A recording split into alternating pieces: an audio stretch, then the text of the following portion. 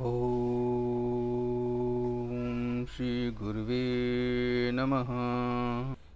ओम श्री गणेशाय नमः। हेलो दोस्तों, हमारे चैनल में आपका स्वागत है। इस बार हम आपको बताएंगे गुरु पूर्णिमा क्यों मनाते हैं, कब मनाते हैं और इसका महत्व क्या है। हिंदू धर्म शास्त्रानुसार गुरु को ईश्वर से भी श्रेष्ठ माना गया है, क्योंकि गुरु ही इस संसार रूपी भवसागर को पार कराने में सहायक है। गुरु के ज्ञान और उसके द्वारा दिखाए गए मार्ग पर चलकर ही मनुष्य को सभी प्रकार के सुखों को भोग कर मोक्ष प्राप्त कराता है। हिंदू धर्म शास्त्रानुसार गुरु को ईश्वर से भी श्रेष्ठ माना गया है, क्योंकि गुरु ही इस संसार रूपी भवसागर को पार कराने में सहायक है। गुरु के ज्ञान और उसके द्वारा दिखाए गए मार्ग पर चलकर ही मनुष्य सभी प्रकार के सुखों को भोग कर मोक्ष प्राप्त करता है। शास्त्रों में कहा गया है, यदि आपको ईश्वर श्राप दें तो इससे गुरु आपकी रक्षा कर सकते हैं, परंतु गुरु के दिए श्राप से स्वयं ईश्वर भी आपको नहीं बचा सकते।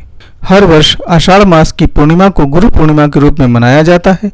गुरु पूर्णिमा को गुरु की पूजा की जाती है। प्राचीन काल में जब शिष्य गुरु के आश्रम में शिक्षा प्राप्त करते थे तो इस दिन बड़ी श्रद्धा से अपने गुरु का पूजन किया करते थे। इस दिन गुरु के साथ साथ अपने माता पिता को गुरु तुल्य समझकर उनसे आशीर्वाद लिया जाता है।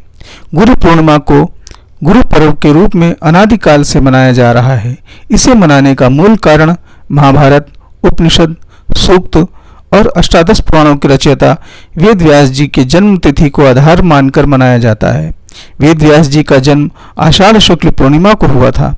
जैसा कि उन्होंने ब्रह्म वैवर्त पुराण में स्वयं लिखा है, वेद व्यास जी का जन्म पराशर ऋषि और मत्स्यगंधा की संतान के रूप में हुआ था और उन्हीं के जन्म को आधार मानकर हर वर्ष आषाढ़ पूर्णिमा को गुरु पूर्णिमा के रूप में मनाया जा रहा है।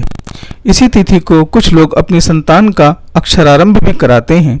साधु संत परिवाजक गुरु पर्व से ही एक स्थान पर रहकर भक्तों को कथा प्रवचन, भगवत उपदेश आदि करते हैं, जिसे चातुर्मास कहा जाता है। लगभग 3000 वर्ष ईसा पूर्व व्यास जी का जन्म मानते हैं। तभी से हम गुरु परंपरा से जुड़े हुए हैं। महर्षि वेद व्यास जी ने चारों वेदों का विभाजन किया है। वेद व्यास जी ने चारों वेदों के विस्तार के साथ साथ 18 पुराणों तथा ब्रह्म सूत्र का भी प्रणयन किया। इसी कारण इनको वेद व्यास भी कहते हैं। आज भी व्यास परंपरा है। गुरु की महिमा व महत्व के कारण संस्कृत हिंदी कवियों ने भी उल्लेख किया है। गुरु ब्रह्मा गुरु विष्णु गुरु देवो महेश्वरा गुरु साक्षात परब्रह्म तस्मै श्री गुरुवे नमः। संत कबीरदास ने भी गुरु के महत्व को बतलाते हुए कहा है, गुरु गोविंद दो खड़े काके लागों पाए, बलिहारी गुरु आपनो गोविंदियो बताए। यहाँ भी गुरु का स्थान भगवान से ऊपर बताया गया है। गुरु को शिष्य के अज्ञान को दूर करने का सलाहकार माना गया है। आषाढ़ पूर्णिमा को कुछ लोग आषाढ़ योग के रूप में मनाते हुए इस दिन ग्रामीण क्षेत्रों में किसान अपनी पूजा पाठ करते हैं और अपने नए पर्व की शुरुआत करते हैं। इसी दिन के बाद से श्रावण मास शुरू होता है, जिससे गुरु पर्व का और महत्व बढ़ जाता है।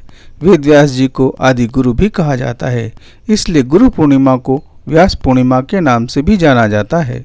सद्गुरु तो चंदन के वृक्ष हैं, उनकी छाया में बैठो, आपका जीवन सद्गुणों की सुगंध से महकने लगेगा। गुरु हमारे मार्गदर्शक हैं। वे हमें जगाते हैं, आत्म परिचय कराते हैं, दिशा निर्देश देते हैं। तो आइए हम सब गुरु महाराज का पूजन अर्चन करते हैं और अपने जीवन को धन्य बनाते हैं।